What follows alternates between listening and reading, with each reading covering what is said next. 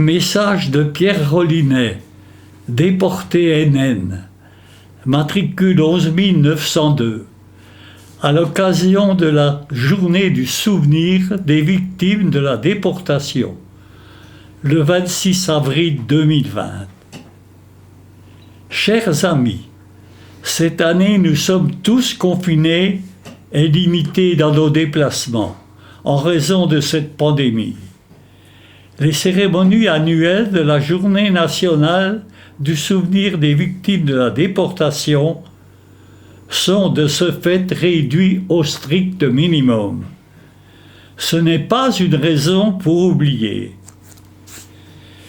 Déportés, nous ne sommes pas sortis d'un camp de concentration comme nous y sommes entrés. Nous sommes marqués à vie par cette expérience malheureuse. Tout avait été prévu et organisé pour nous faire disparaître. Et je pense que si les nazis avaient gagné la guerre, aucun déporté ne serait rentré. Dans des conditions de vie extrêmes qui évoluaient sans cesse en fonction des événements et de nos tortionnaires, avec plus ou moins de chance. Chaque déporté a eu cependant un parcours différent. À la disposition d'autres hommes essais sous capot, la vie ne tenant qu'à un fil, la mort était toujours présente.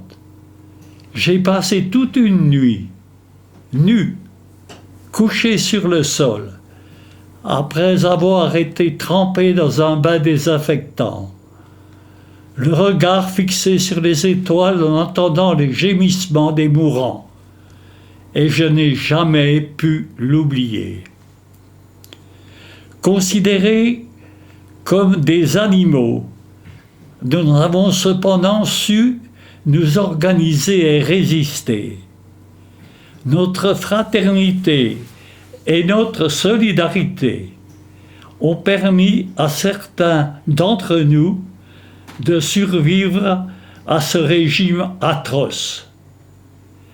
J'ai reçu, dans une période difficile, des petits morceaux de pain de la part de camarades qui également crevaient de faim. Et j'ai pu survivre grâce à cette solidarité, et ceci m'a transformé pour la vie. J'ai toujours admiré mes camarades de la résistance qui, malgré leur âge, leur situation professionnelle, leur situation familiale et la connaissance des risques encourus, ont sacrifié leur vie pour sauver la France. Ils n'ont jamais exprimé un regret de cet engagement.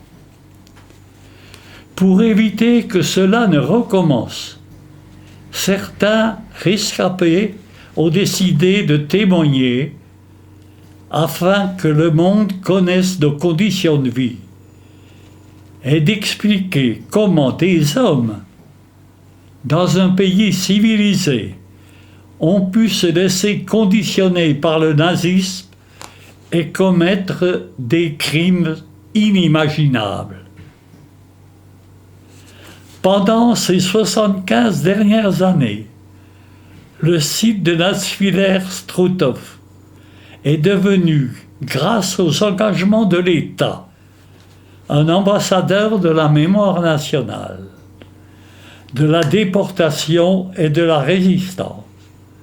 Il regroupe le site de l'ancien camp de concentration, la métropole nationale, le mémorial de la déportation et le Centre européen du résistant déporté.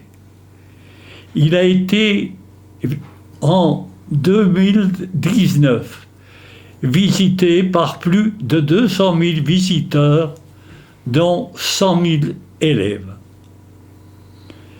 Les déportés vont disparaître du monde des vivants, mais heureusement, leur engagement continuera à vivre grâce à ces lieux et également grâce à ces commémorations.